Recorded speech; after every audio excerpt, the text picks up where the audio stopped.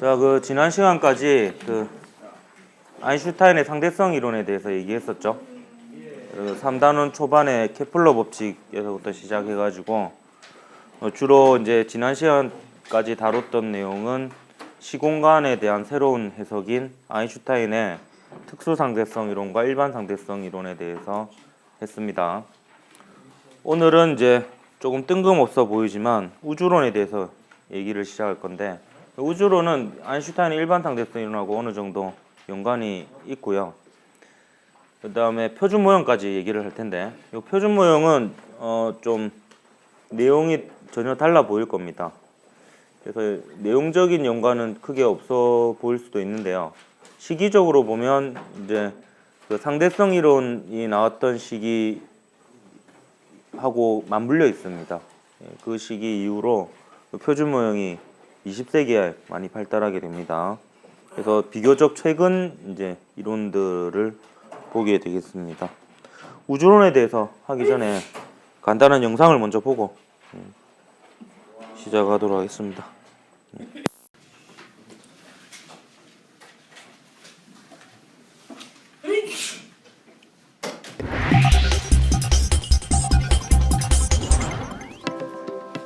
우주론은 전체 우주 속에서 관측 가능한 부분을 연구하는 과학을 의미한다. 일반 상대성 이론을 완성한 아인슈타인은 우주는 중력 때문에 부분적으로 휘어진 공간이 있을지라도 전체적으로는 늘 같은 상태를 유지하며 변화하지 않는다는 정상 우주론을 주장하였다. 우주가 정상 상태를 계속 유지하려면 중력 때문에 수축되는 것을 막아줄 반대 방향의 힘이 필요했는데, 이러한 반발 에너지를 설명하기 위해서 우주상수라는 개념을 도입하였다. 그러나 우주가 정지해 있다는 생각은 미국의 천문학자 허블에 의해 깨어지게 된다. 허블은 우리 은하 외부에 다른 은하가 존재한다는 것을 알아내고 그 외부 은하들이 우리 은하로부터 멀어지고 있다는 사실을 발견하였다. 1920년대 말에 천체망원경으로 은하의 운동을 관찰하다가 은하들의 빛 스펙트럼이 파장이 긴 빨간색 쪽으로 치우친다는 적색편의 현상을 발견하였다. 적색편의는 은하들이 점점 더 멀어지고 있으며 멀리 있는 은하일수록 더 빠른 속도로 우리 은하로부터 멀어지고 있기 때문에 적색편의가 거리에 따라 더 크게 나타나게 되었다. 허블은 이 사실로부터 은하가 우리 은하로부터 멀어지는 속도는 은하까지의 거리에 비례한다는 허블의 법칙을 발표하게 되었다. 허블의 주장이 명확해지자 아인슈타인은 스스로 우주상수는 내 인생에서의 가장 큰 실수다라고 하며 우주상수의 개념을 철회하였으나 1998년 우주가 가속 팽창한다는 것이 발견되면서 가속 팽창을 일으키는 암흑 에너지를 설명하기 위해 아인슈타인의 우주상 설명을 되게 요약해서 잘 하고 있는 것 같아요. 오늘 할 얘기를 거의 대신해서 다 해줬는데 그냥 넘어갈까요, 이 부분은? 제가 좀 더 살을 더 붙여가지고 우주론에 대해서 좀 얘기를 해보도록 하겠습니다. 우주론은 그래도 대부분의 학생들이 좀 흥미를 가지는 것 같아요. 우리 인간이 기본적으로 흥미를 가지는 부분이죠. 거의 대부분이. 밤하늘을 보면서 그래도 가끔은 상상에 빠지고 하잖아요. 우주는 과연 무엇일까? 우주론을 연구하는 분야를 보면 되게 신기합니다. 별빛에서 오는 몇 가지 정보들만으로 엄청나게 많은 사실들을 유추해가지고 밝혀내죠. 정말 가장 상상력이 풍부한 사람들이 천체 물리학자들이 아닐까, 이런 생각을 해본 적이 있습니다. 우선 몇 가지 우주 모형에 대해서 한번 볼 텐데요. 프리드만의 우주 모형부터 얘기를 시작하도록 할게요. 이 프리드만은 아인슈타인의 일반 상대성 이론을 가지고 지금 현재는 우주가 팽창하고 있는데 그때 당시 허블이 발견하였습니다. 그러면 나중에는 계속 팽창할 것이냐 혹은 수축을 할 것이냐, 요거를 이제 계산을 해봤다라고 해요. 그래서 프리드만의 우주 모형을 한번 보도록 하겠습니다. 그래서 세 가지 모형을 제시했습니다. 이 중에 하나가 이제 우주의 미래가 될 것이다. 이렇게 얘기를 하는데요. 요 그래프를 먼저 좀 설명을 하면요. 가로축은 빅뱅 이후의 시간이 됩니다. 세로축은 우주의 크기고요. 여기가 이제 빅뱅인 순간입니다. 우주가 탄생한 순간이고, 우주가 탄생한 순간으로부터 우주가 팽창하기 시작했는데요. 한 요쯤이 현재가 되겠습니다. 요쯤이. 근데 지금은 어떤 모형이든지 간에 그 우주가 팽창하고 있다는 사실은 관측 사실로부터 명백한 사실이고, 근데 시간이 더 지나서 우주가 영원히 팽창할 것이냐, 이걸 이제 열린 우주라고 합니다. 혹은 팽창을 하다가 팽창을 멈출 것이냐, 이게 이제 평평한 우주라고 불려지는 미래고요. 일단 팽창을 하다가 팽창을 멈추고 다시 수축을 할 것이냐, 이게 이제 닫힌 우주인데요. 요 세 가지 중에 하나일 것이다, 이렇게 얘기를 하고요. 이제 그거를 이제 인계 밀도라는 개념을 가지고 설명을 합니다. 요거는 어떤 데서 힌트를 얻었냐면 어떤 거랑 힌트를 얻었다기보다 어떤 거와 유사하냐면요. 로켓 있죠, 로켓. 로켓을 지구에서 쏘아 올려 보낸다라고 했을 때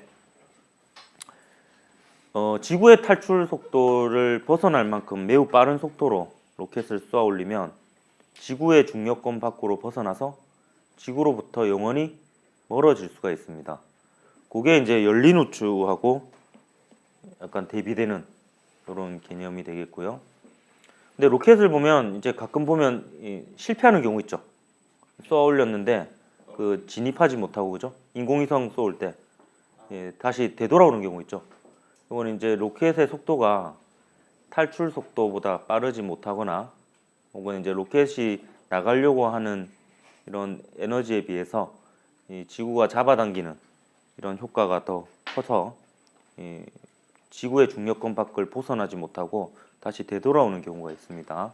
이 경우가 이제 닫힌 우주하고 유사한 이 경우가 되겠고요. 이 평평한 우주는 어떤 경우로 비유를 해볼 수 있냐면, 이제 인공위성을 쏘아 올려서 인공위성이 정상 궤도에 돌입한 경우 있죠. 그럼 이 경우는 이 과정을 보면 지구와 로켓이 거리가 점점 멀어지다가 어느 순간 되면 거리가 일정한 상태로 유지를 하게 되죠. 그러면서 이제 지구 주위를 원운동하게 되잖아요. 그래서 이게 이제 평평한 우주의 비유가 될 수 있습니다.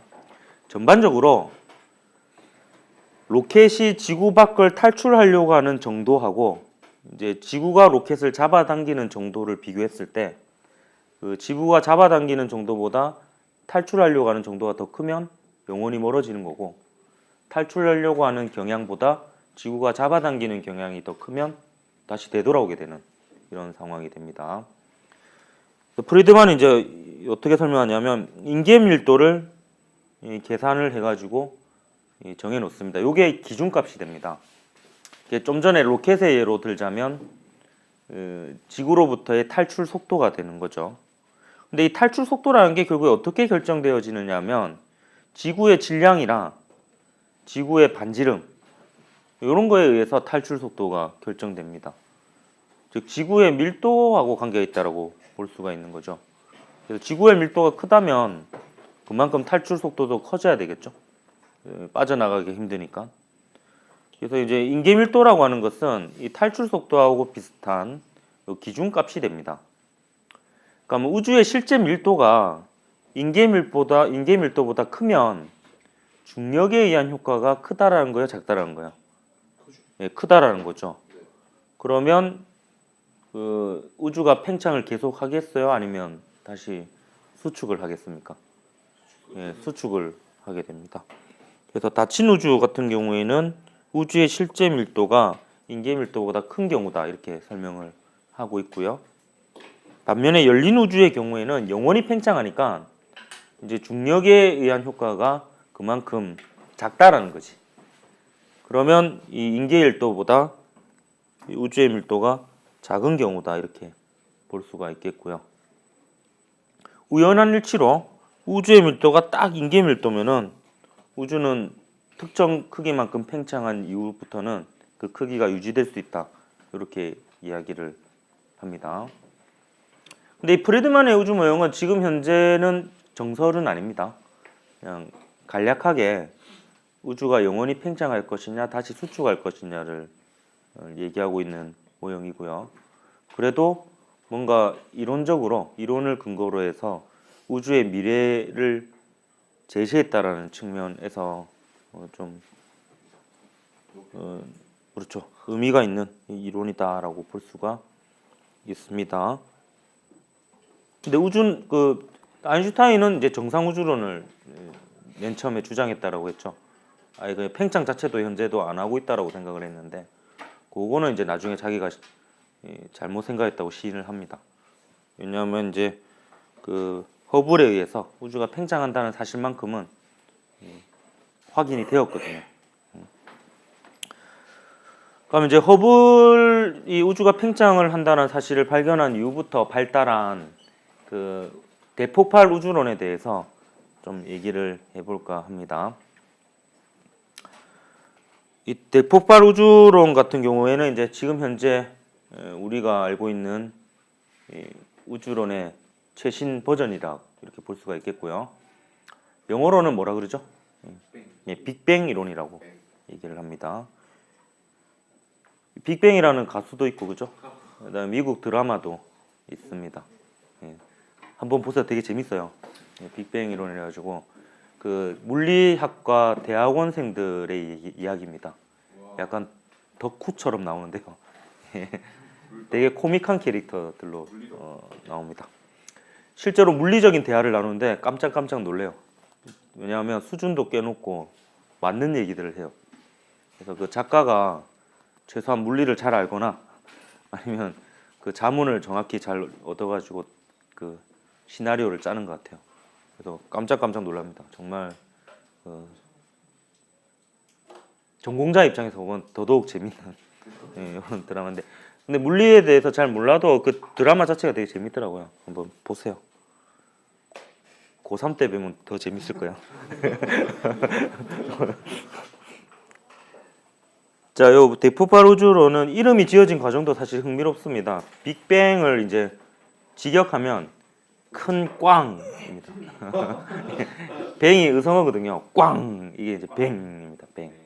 이게 이제 빅뱅 이론을 최초로 주장한 사람이, 이게 어찌 보면 어처구니 없는 이론이거든요.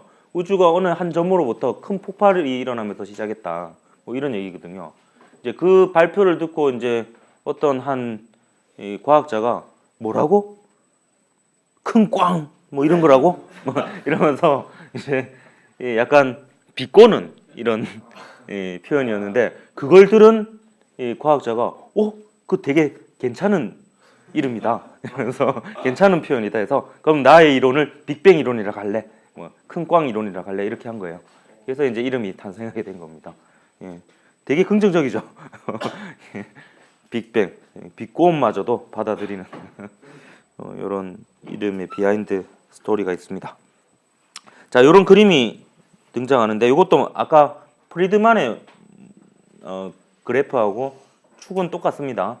요 가로축이 시간이고요, 세로축이 우주의 크기인데, 우주가 대략 어떤 형태인지 모르지만 구형태라고 생각을 한다면 요건 이제 반지름이 될 겁니다. 그러면 이제 요게 빅뱅 순간이 되겠고요. 이 시간이 지나면서 이 크기가 증가합니다. 이 실제 크기는 이거겠죠. 지름이. 이 크기가 점점 증가한다는 뭐 이런 이야기고요. 그럼 이 시점이 어떤 시점이겠습니까? 큰 꽝이 일어났던 시점이겠죠. 이게 이제 대폭발이 일어났던 시점이고요. 빅뱅이 일어났던 시점입니다. 이제 하나의 점으로부터 시작해서 빅뱅 이후 이제 우주가 팽창하기 시작합니다.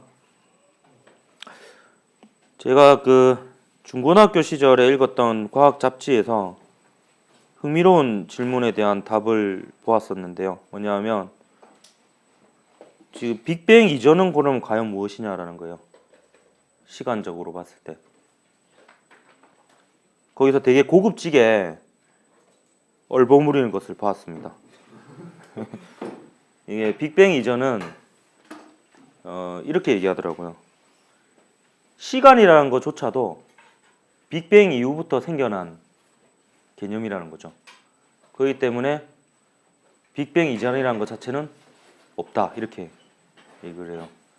되게 뭔가 철학적이면서 심오한 듯 보였지만 요약하면 모른다. 빅뱅 이전은 지금의 물리학과는 다른 물리학이 존재하는 세상이었을지도 모른다 이렇게 얘기를 하고요. 우리가 알 수 없는 한계다 뭐 이렇게 얘기를 합니다. 빅뱅 이후에 우주가 팽창하는데 최초에는 이 팽창하는 속도가 빨랐습니다. 그래서 이 시기를 급팽창의 시대다 이렇게 얘기를 합니다.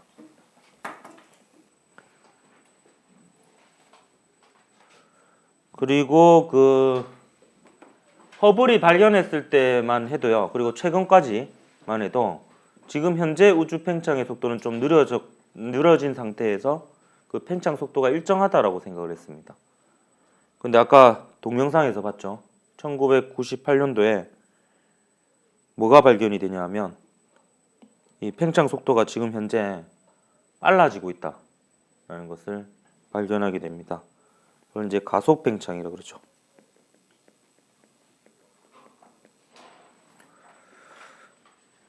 제가 2003년도에 대학을 들어왔는데요. 이 가속 팽창에 대한 비하인드 스토리를 들은 적이 있습니다. 뭐냐면 그 가속 팽창하고 관련된 어떤 발견을 우리나라의 천문학자도 했었는데요.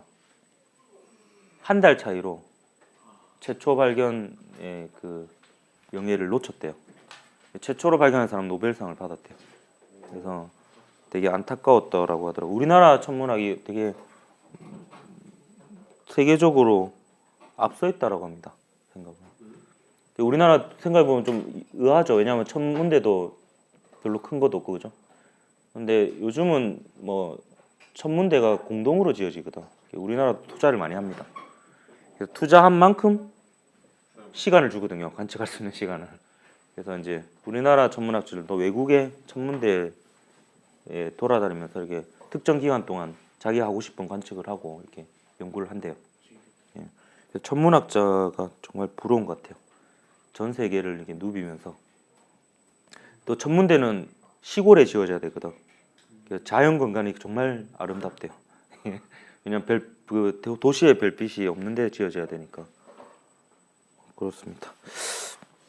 근데 이게 암흑 에너지하고 관련이 있는데요. 왜냐하면 가속 팽창된다는 거는 중력하고 반대 방향으로 뭔가 힘이 가해지고 있다라는 뜻인데요. 이게 뭔가 우리가 모를 원인에 의해서 가속 팽창이 되고 있는 거예요. 그래서 우리가 모르니까 암흑이라는 이름을 붙인 겁니다. 영어로는 다크 에너지입니다. 다크 에너지. 그래서 암흑 에너지라고 하고 이게 특수상대성 이론에 의하면 질량하고 에너지가 같잖아요.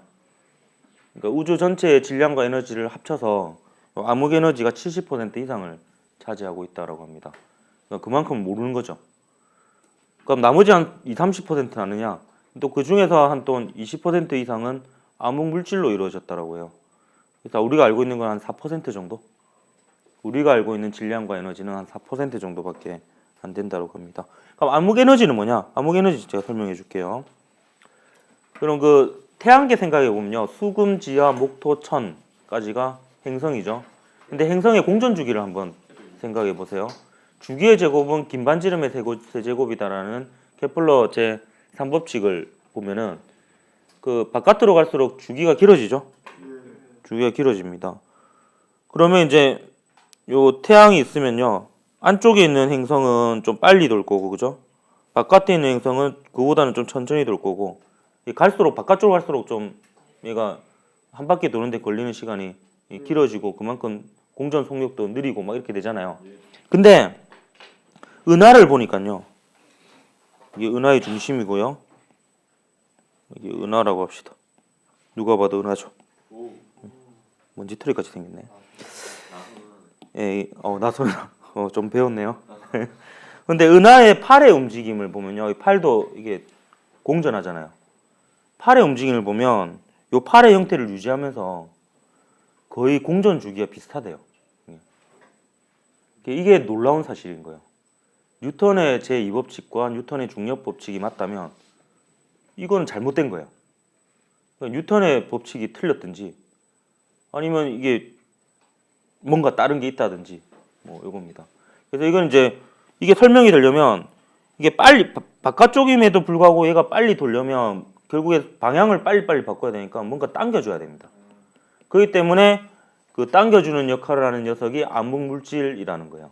우리가 모르지만 이렇게 바깥쪽 이 나선을 바깥쪽에 있는 그 은하의 팔을 잡아당겨주고 있는 어떤 물질이 우주 공간에 전반적으로 펼쳐져 있다. 이렇게 생각을 하는 겁니다. 그게 이제 다크매터, 암흑물질이 됩니다. 암흑물질에 대한 구체적인 연구는 지금 많이 진행되고 있는 중이고 우리나라에서도 연구가 되어지고 있습니다. 대표적인 암흑물질의 후보군이 중성미자가 있어요. 중성미자는 표준명에서 나중에 렙톤 중에 하는데 좀 이따 배우게 될 겁니다. 그거 말고도 여러 가지 후보군들이 있습니다. 암흑물질이라고 생각되어지는 아직 밝혀지지 않았고요. 암흑물질 발견하면 노벨상 받고요. 암흑에너지 발견하면 노벨상을 받을 정도가 아니라 그 발견자의 이름을 딴 노벨상보다 더 위대한 상을 만들어야 될지도 모르는 물리학계에 있어서는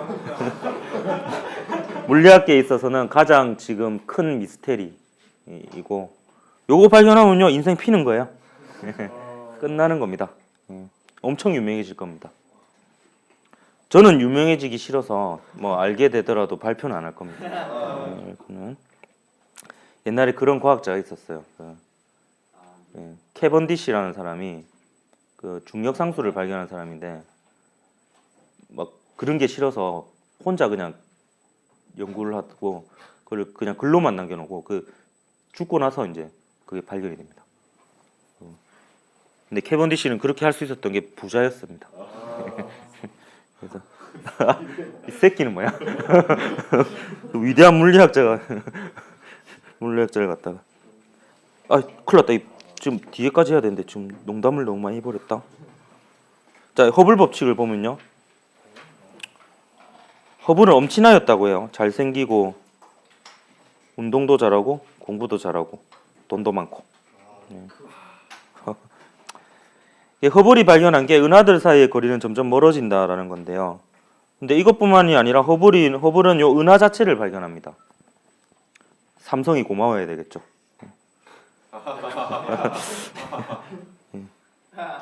갤럭시의 발견자입니다. 이 허블이 그 은하를 발견했는데요. 원래 그 은하로 지금 알고 있는 것들이 옛날에는 이름이 성운이었습니다. 성운. 안드로메다 은하가 요즘도 인터넷에 보면 안드로메다 성운이라고 적혀 있는 데 있습니다. 성운인 줄 알았어요. 성운인 줄 알았는데 성운은 우리 은하계 내에 있는 전체거든요. 근데 얘를 관측해 보니까 거리가 비교할 수 없을 정도로 먼 거예요. 적색편 현상도 일어나고. 그러니까 이게 뭔가 다른 개념의 천체다라는 것을 알게 됩니다. 그래서 허블 이전만 해도 우리 은하계가 우주 전체였습니다. 밤하늘의 육안으로 보이는 천체들은 전부 다 우리 은하계 내에 있는 별들입니다. 우리 은하계에 있는 별이 아닌 것은 은하밖에 없어요.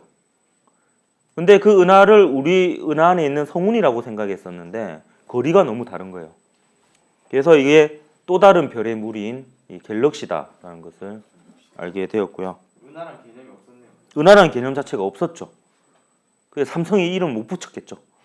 근데 이제 이 개념을 발견하게 됩니다. 그거의 발견에 끝난 게 아니라 이 적색 편의를 관측하게 됩니다. 이게 더 큰 의미를 가집니다.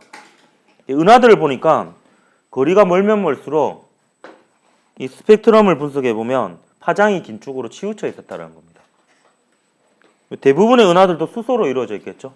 우주의 대부분이 수소니까. 이게 수소의 스펙트럼이거든요. 근데 멀수록 적색적으로 편의되어 있었다라는 겁니다. 그러니까 이걸 어떻게 해석할 수 있느냐? 그 파동을 만들어내는 파원이 움직이면 도플러 효과가 일어나거든요. 그게 음원이든 광원이든 멀어지면 파장이 길어지고 음원이든 광원이든 가까워지면 파장이 짧아집니다. 적색 편의가 일어난다는 것은 광원인 별들이 은하들이 멀어지고 있다는 겁니다. 그래서 이 우주가 팽창한다는 사실을 발견하게 된 거죠. 요게 그 빅뱅 이론을 크게 뒷받침해주는 하나의 증거이기도 합니다. 허블 법칙이요. 허블 법칙은 되게 간단해요. 은하들의 후퇴 속도는 은하 사이의 거리에 비례한다는 거고요. 요거는 이제 허블 상수입니다. 허블 상수. 그리고 이 팽창은 또 특징적인 게 그 우주의 팽창을 표현하는 실험이 풍선에다가 점을 톡톡톡톡 찍어놓고 풍선을 부는 거거든요. 그럼 점하고 점 사이의 거리가 동시다발적으로 서로 멀어지죠. 그래서 우주에는 중심 없이 어디를 중심으로 둬도 그걸 중심으로 해서 거리가 멀수록 후퇴 속도가 더 빠릅니다. 그래서 동시다발적으로 이렇게 커지는 거죠. 허블 법칙이고요. 이걸로 우주의 나이를 대략 예측할 수 있는데요. 약간 대충 계산하는 겁니다. 우주의 나이는 우주의 팽창 속력분의 우주의 크기다. 이렇게 볼 수 있는 거예요. 여기서 V 대신에 허블 법칙을 이용해서 허블 상수 곱하기 거리를 집어넣는 겁니다. 그럼 거리는 없어지고 허블 상수의 역수가 남게 되죠. 이 허블 상수는 각종 관측 사실로부터 우리가 정하는 값입니다. 그래서 이걸 계산해 보면 지금 현재 우리가 알고 있는 것은 137억 년 전후로 알고 있습니다. 이게 몇 년째 안 바뀌더라고요. 제가 초등학교 때 그 과학 잡지 봤을 때는 150년이라고 적혀 있는 데도 있었고 200년 이라고 적혀 있는 데도 있었고 다양했거든요. 근데 요즘은 약간 통일되고 있습니다. 137억 살 정도 됩니다. 그에 비하면 여러분은 몇 살입니까? 19살. 저는 34살. 그서 그죠? 뭐 먹을까? 우주에 비하면 뭐 아무것도 아니죠. 근데 우주의 역사 중에서 38만 년이 되었을 때, 빅뱅 이후에 38만 년이 되었을 때 뭔가 특별한 사건이 일어납니다. 이것도 빅뱅 우주론의 또 다른 하나의 강력한 증거가 되는데요. 적색 편의와 함께 또 다른 하나의 중요한 증거가 됩니다. 이게 우주 배경 복사입니다.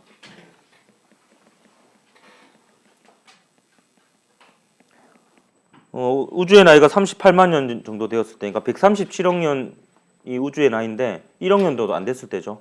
1억 년도 한참 전일 때입니다. 그러니까 사람으로 치면 거의 뭐 한 수정란 정도 될라나? 예, 되게 초창기죠. 이때 우주가 최초에 급팽창을 했다 그랬잖아요. 급팽창을 하면 이게 나중에 연력학 과정에서 배우겠지만 단열 팽창입니다. 단열 팽창을 하게 되면 온도가 내려갑니다. 온도가 많이 내려가서 3000 켈빈 정도 되었을 때, 그러니까 초창기에 배우면 온도가 되게 낮은 거예요. 대략 한 1000단위 넘어가면 켈빈이랑 도시랑 거의 비슷하게 보면 됩니다. 한 3000도씨 정도 되었을 때 어떤 일이 일어나느냐? 전자하고 원자핵이 결합하기 시작합니다. 그럼 이전에는 전자하고 원자핵이 분리된 상태인 플라즈마 상태거든요. 그러면 입자들이 전부 다 전하를 띤 상태들이겠죠? 그럼 빛이 마음대로 못 가요, 그 사이를. 빛은 전기장과 자기장의 진동인데 전하를 띤 입자들 사이는 마구마구 쉽게 이렇게 못 갑니다. 방해를 받아요. 그래서 빛이 이전에는 갇혀 있었습니다. 플라즈마 상태에서. 마음대로 못 가고요. 꾸무적꾸무적거리고 있었어요. 근데 원자가 탄생하는 이 순간 갇혀있던 빛이 자유롭게 뻗어나가기 시작합니다. 왜냐하면 원자핵과 전자가 결합을 하면 중성이 돼버려서 전자기파가 진행하는데 이제 방해를 못하게 돼요. 그래서 그때 동시다발적으로 풀려난 빛들이 우주를 영원히 또 돌아다니고 있는 겁니다. 그러면 우주의 어느 방향으로 봐도 그 빛이 발견돼야 되겠죠. 근데 이 빛이 퍼져나가는 동안 우주 전체는 계속 식어요. 식어서 초창기에 3000 켈빈인 상태로 나갔던 빛이 지금 현재는 2.7 켈빈이 되어 있을 것이라고 빅뱅 우주론에서 예측을 했습니다. 근데 이게 펜지어슨과 윌슨이라는 사람으로부터 발견이 됩니다. 그래서 우주 배경 복사가 발견이 되면서 그 빅뱅 이론이 거의 받아들여지는 결정적 계기가 됩니다. 왜냐하면 그 이론으로 예측한 게 발견이 된 거잖아요. 그럼 거의 결정적인 증거라고 볼 수가 있는 거죠. 요게 이제 그 우주 배경 복사가 최초로 발견된 이후에 우주 배경 복사를 관측하기 위해서 쏘아 올린 인공위성에서 찍은 우주 배경 복사 사진입니다. 전반적으로 이제 그 색깔로 온도를 나타내는 거거든요. 전반적으로 이제 그 우주 배경 복사의 빛들이 균일하게 분포되어 있고 일부 약간 불균일한 부분들은 이제 결국에 에너지의 불균형이 있는 부분들이니까 이런 것들에 의해서 별과 은하가 만들어졌다 이렇게 볼 수가 있는 이런 사진입니다. 이게 이제 지구 밖에서 찍은 겁니다. 우주 모든 방향을 보고 찍은 거예요. 예, 모든 방향. 그래서 이게 파노라마 사진이다 이렇게 보면. 그래서 우주의 그 파노라마 사진입니다. 이게 우주예요. 2.7켈빈 이게 그 지금 현재 우주의 평균 온도라고 볼 수 있습니다. 마이너스 270도씨 정도 되죠. 지구의 평균 온도는 한 270켈빈 정도 되니까. 아니죠. 지구는 되게 뜨거운 거죠. 우주 전체 평균으로 보면. 예. 우주가 되게 추운 거죠.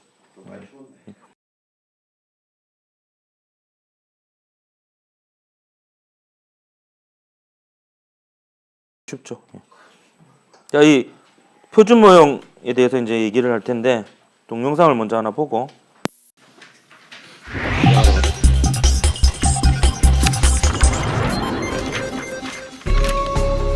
표준 모형은 자연계의 기본 입자와 입자 사이의 상호작용에 관여하는 매개 입자에 대한 이론이다. 20세기 초 원자가 양성자, 중성자, 전자로 되었다는 사실을 발견하면서 자연은 이 세 가지 입자로 구성되었다고 생각하였다. 하지만 현대에 와서 입자 가속기를 통해 수백 가지의 새로운 입자가 발견되었다. 입자 가속기를 통해 양성자나 중성자를 강하게 충돌시키면 이 입자는 쪼개지게 되고 이 쪼개진 입자는 매우 불안정하여 다른 입자로 붕괴된다. 핵을 구성하고 있는 양성자와 중성자가 더 작게 쪼개질 수 있는 이유는 쿼크라는 훨씬 작은 입자로 구성되어 있기 때문이다. 전자는 더는 쪼개질 수 없는 입자이지만 질량이 거의 없는 중성 미자라는 입자가 전자와 항상 짝을 지어 다닌다. 이와 같은 입자인 전자, 뮤온, 타우 입자의 집합을 렙톤이라고 한다. 또한 자연계에 존재하는 기본적인 상호작용에 관여하는 입자도 있다. 예를 들어 글루온은 양성자와 중성자를 구성하는 쿼크 사이에 강한 핵력을 매개하는 입자이고 광자, 보선 등도 상호작용을 매개하는 역할을 하는 매개 입자이다. 표준 모형이 아직 아우르지 못하는 단 한 가지 힘은 중력이다. 물리학자들은 중력자가 중력을 나르는 매개 입자일 것으로 추정하고 있지만 아직 가설일 뿐이다. 하지만 다른 기본 입자들이 발견된 것처럼 머지않아 중력자의 존재도 밝혀질 날이 올 것이다. 영상에서 보았듯이 이 표준 모형이라고 하는 거는요, 기본 입자 상호작용이라는 제목이지만 이 표준 모형에 대해서 다루고 있는데 이 표준 모형은 우리 우주가 어떤 입자로 이루어져 있느냐라는 내용과 그 입자들 사이의 상호작용, 힘에는 어떤 것들이 있느냐 요에 대한 얘기입니다. 뭔가 좀 근원적인 듯한 그런 느낌이죠. 밑에 있는 표부터 먼저 볼게요. 좀 외워야 될 필요가 있습니다. 우선 기본 입자에 대한 얘기부터 할게요. 이 표는 기본 입자에 대한 내용입니다. 기본 입자인데 요게 의미 자체는 그 원자의 의미입니다. 원자라는 것 자체가 저희가 더 이상 쪼갤 수 없는 입자죠. 근데 이게 그런 의미의 입자의 이름인 아톰을 우리가 이미 용어를 썼기 때문에 다른 힘을 붙인 건데요. 요 기본 입자야말로 지금 현재 우리가 알고 있는 더 이상 쪼갤 수 없는 입자입니다. 그래서 종류로는 6개의 쿼크와 6개의 렙톤이 있고요. 총 12개죠. 근데 이거에 대한 각각의 또 반입자가 있습니다. 근데 우리가 사는 세상에는 거의 입자로 이루어져 있기 때문에 그냥 입자만 얘기를 합니다. 반입자는 반대 입자라고도 하는데 모든 물리량이 같은데 전하량만 반대고, 사실 여러분이 모르는 또 다른 어떤 양이 다른 게 있는데요. 그냥 뭐 전하량이 반대다 이 정도만 여러분이 좀 알고 있으면 되겠고요. 6개의 쿼크의 이름을 보면 위 쿼크, 아래 쿼크, 맵시 쿼크, 야르탄 쿼크, 꼭대기 쿼크, 바닥 쿼크 이렇게 있는데 뭔가 위가 아래보다는 약간 플러스 힘이죠. 맵시, 야르탄, 참 스트레인지인데요. 이 맵시 매혹적인이라고도 합니다. 요게 좀 더 플러스의 의미죠. 요 꼭대기 바닥, 탑, 바텀 중에서도 탑이 좀 플러스 의미고 이렇게 기억을 하십시오. 요게 이제 약간 양의 이미지인데요. 얘네들이 전하량이 다 똑같습니다. 전하량의 크기는 플러스 3분의 2입니다. 기본 전하량의 3분의 2배입니다. 양전하고요. 아래 커크하고 같은 줄에 있는 야르탄 커크, 바닥 커크는 마이너스 3분의 1이고요. 그 다음 렙톤도 같은 줄은 전하량이 같습니다. 그래서 전자하고 뮤온하고 타우 입자는 전자하고 전하량이 똑같고요. 요 뮤온은 우리가 특수상대성이라서 뮤온의 수명 얘기했었죠. 그래서 뮤온이라고 하기도 하고 뮤 입자라고 얘기하기도 합니다. 뮤 입자. 그 다음에 전자하고 짝인 전자 중성미자, 뮤온하고 짝인 뮤온 중성미자, 요 타우 중성미자, 이런 중성미자들이 있습니다. 얘는 전하량이 0이에요. 이거는 중성미자라는 말 자체에 여러분이 그 특징을 연관해서 기억하면 되겠습니다. 중성미자잖아요. 중성이라는 것으로부터 전하량이 0이라는 것을 유추하면 되겠고, 미자할 때 요 미는요, 미약하다 뭐 이런 뜻입니다. 그러니까 질량이 어마어마하게 작아요. 처음에는 질량이 없는 줄 알았어요. 근데 지금은 이제 질량이 있는 걸 알고 있습니다. 그래서 이건 관측하기가 되게 어렵습니다. 질량도 거의 0에 가깝고 전하량도 0이니까 상호작용을 잘 안 해요. 그래서 우리가 생각한 것보다 더 많은 중성미자가 있을 것이다 라고 주장하는 게 그 암흑물질이 중성미자일 것이다 라고 주장하는 사람들의 주장입니다. 그거는 정설은 아닙니다. 예, 그렇게 되고, 이 중에서 특히 여러분은 요 세 개를 좀 기억하십시오. 여러분이 알고 있는 원소 주기율표는 요 세 개로 다 됩니다. 양성자가 중성자가 위커크 아래커크로 다 이루어져 있고요. 그거랑 전자랑 결합한 게 원자들이죠. 그래서 이걸로 다 설명이 가능하고요. 그다음에 여러분이 또 기억을 해야 될 게, 양성자는 보통 P로 나타내고 중성자는 N으로 나타내는데요. 양성자는 위커크 2개, 아래커크 하나로 이루어져 있고, 중성자는 위커크 하나, 아래커크 2개로 이루어졌다는 정도는 여러분 좀 기억을 하십시오. 그러면 전하량이 맞을 거예요. 위 아래 하면은 플러스 3분의 2이 플러스 3분의 2이 마이너스 3분의 1이니까 2가 되죠. 업 다운 다운 위 아래 하면은 플러스 3분의 2이 마이너스 3분의 1이 마이너스 3분의 1이 되니까 0이 되죠. 예, 이렇게 이제 이루어져 있습니다. 그래서 원소 주기율표는 요 세 개로 다 표현이 가능합니다. 그럼 요 입자들 사이에 작용하는 힘에 대해서 설명을 할게요.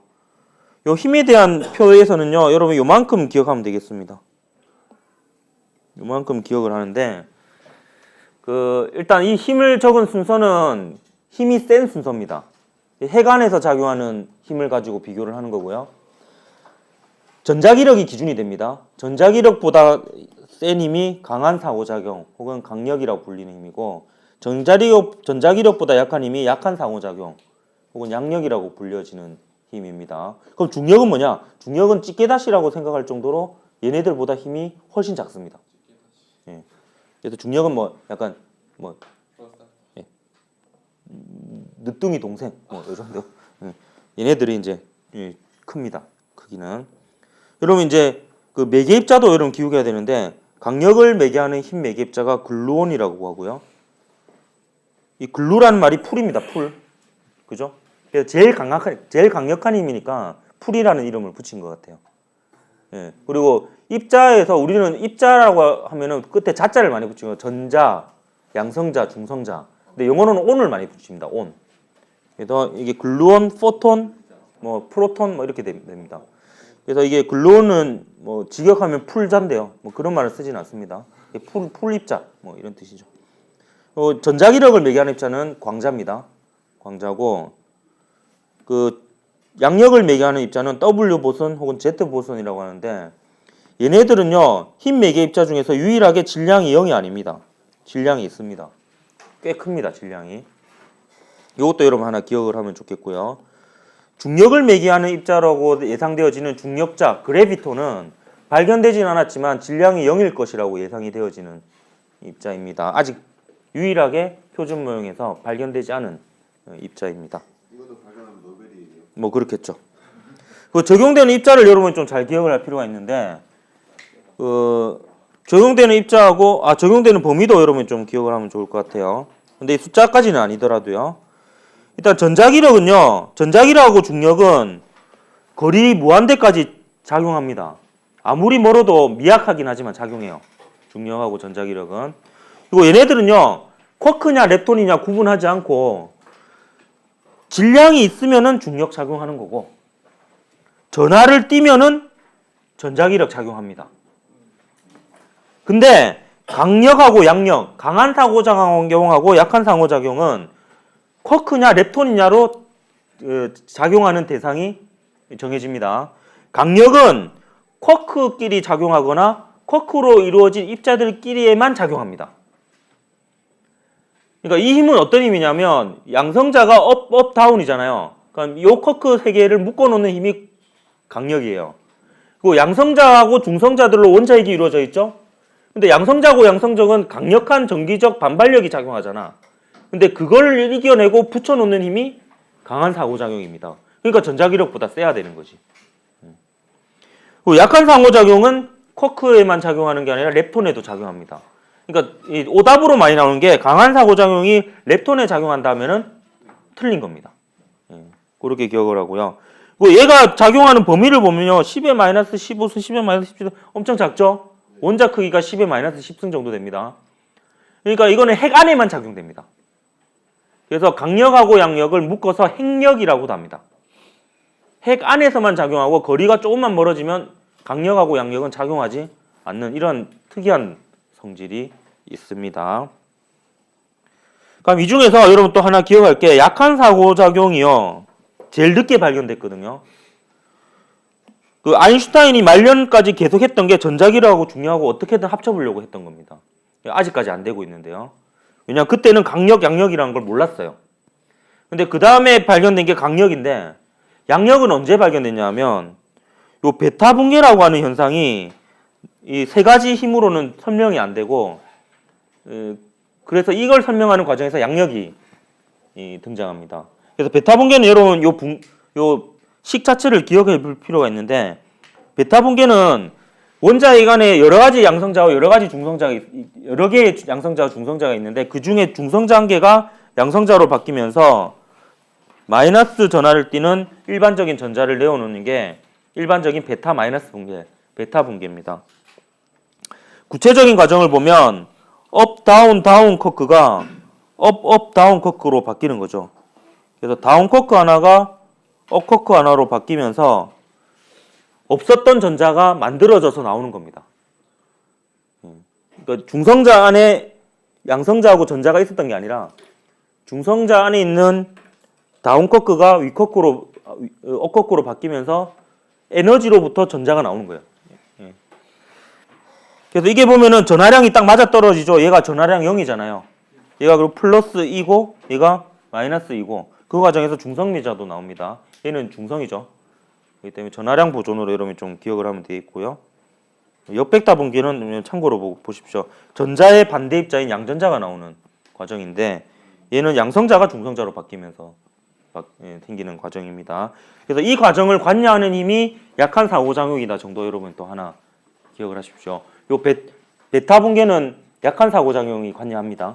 이거 종종 나와가지고 얘기를 합니다. 빠르게 문제를 좀 풀어볼게요. 좀 시간이 오버될 것 같은데 다 풀고 마치겠습니다. 자, 다음은 대폭발 우주론에 관한 글인데, 요 글 자체가 대폭발 과정을, 우주 팽창 과정을 잘 요약하고 있습니다. 대폭발 우주론에 의하면 과거 어느 시점에 에너지 밀도가 높은 상태에서 커다란 폭발이 일어나 우주가 생성되었고, 우주는 지금까지 계속 팽창하며 온도가 내려가고 있습니다. 우주 생성 초기에 쿼크들 사이에 글루오님에게 하는 힘이 작용하여 양성자와 중성자가 생성되었고, 그러니까 점점 식으면서 계속 결합을 하는 겁니다. 이후 이들이 결합하여 헬륨 원자핵이 형성되고요. 우주의 온도가 3000켈빈 정도 내려갔을 때 전자 원자핵이 전자력에 의해서 결합하면서 원자가 생성되고, 이때 뭐가 발생합니까? 우주 배경 복사가 발생합니다. 그래서 기억 보면 1번 보면 우주 배경 복사는 가의 증거이다. 대폭발 우주론의 증거 맞죠? 그래서 이거 맞고, 나의 전하량, 쿼크의 전하량 0이 아닙니다. 플러스 3분의 2 아니면 마이너스 3분의 1, 2입니다. 그래서 이게 답이 되고, 다는 강한 상호작용이다. 맞죠? 글루온이 매기하는 힘. 그리고 라는 3개의 쿼크로 이루어져 있죠. 업, 다운, 다운. 종류는 2종류의 쿼크로 이루어져 있습니다. 그 다음에 말을 매기하는 입자는 광자 맞죠? 전자기력. 그래서 답은 2번이고요. 일단 작년 수능 문제를 보면 표는 기본 입자가 표준 모형 세 가지 기본 상호작용하는지 여부를 나타낸 건데 A, B, C는 각각 중성미자 아래 코크 전자 중 하나입니다.